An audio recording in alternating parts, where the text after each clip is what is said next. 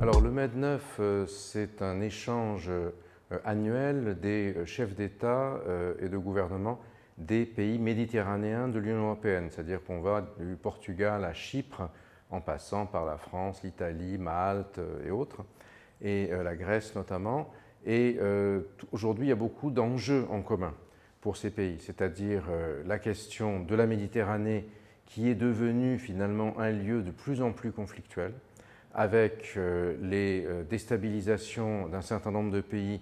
au sud et à l'est de la Méditerranée, les questions d'immigration illégale, les menaces qui ont été formulées notamment par M. Erdogan contre ses voisins récemment, et puis bien sûr les problèmes de l'immigration clandestine que nous connaissons ici parfaitement dans la Riviera. On voit tous les jours passer des clandestins en dépit du travail remarquable des services de sécurité.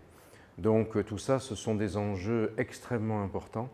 et le président de la République m'a aimablement invité à l'accompagner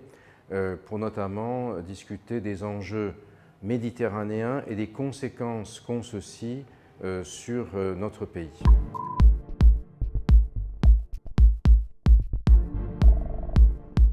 Alors, ce que j'ai expliqué dans mon dernier livre, Le prophète et la pandémie, donc du Moyen-Orient au djihadisme d'atmosphère, c'est justement que il me semble qu'aujourd'hui nous avons un nouveau type de menace après Al-Qaïda, après Daesh, des organisations qui ont été démantelées, notamment par les services de sécurité, par les bombardements sur le territoire de l'État islamique, entre guillemets, en Syrie et en Irak, de ce djihadisme d'atmosphère dont nous avons vu par exemple avec la décapitation du professeur Samuel Paty l'an dernier un exemple dramatique. Également à Nice, le poignardage à mort de 3 fidèles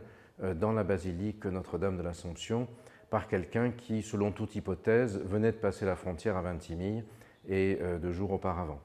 Et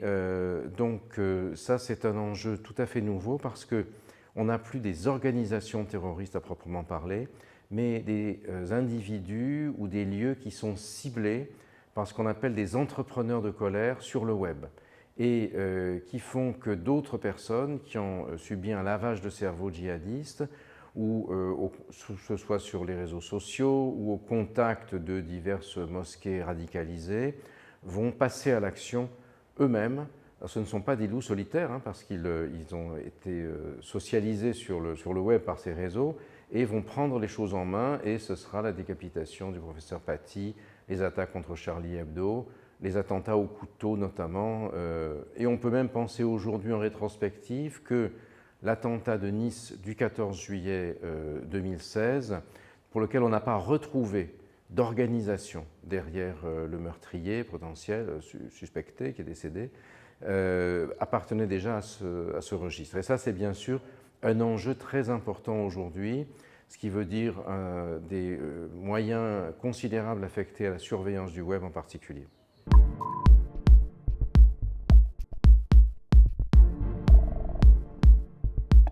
Écoutez, Monaco a déjà été à son corps défendant, d'une certaine manière, un lieu dans lequel l'un des principaux recruteurs djihadistes, qui est aujourd'hui toujours en Syrie, Omar Diaby, dit Omar Homsen, a fait ses armes puisqu'il avait réussi à cambrioler une bijouterie à Monaco. Après, il a été arrêté, mais ça a eu un énorme écho. Tout ce qui se passe à Monaco en termes sécuritaires a beaucoup d'influence, effectivement. Il en a tiré un grand prestige derrière les barreaux et il est devenu l'un des principaux recruteurs djihadistes sur le web en faisant des films. Et aujourd'hui encore, depuis la Syrie et avec les gens qu'il a recrutés, dont beaucoup sont des Azuréens,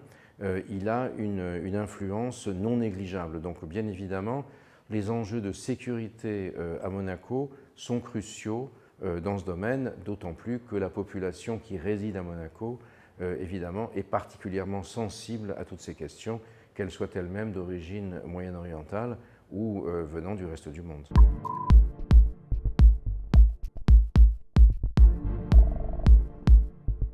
Alors pour les djihadistes, tout ce qui repose sur la liberté et le plaisir, évidemment, est exécrable.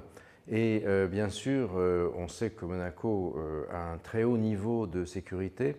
Mais les défis du djihadisme sont des défis d'une nouvelle forme qui n'était pas présent dans les années précédentes.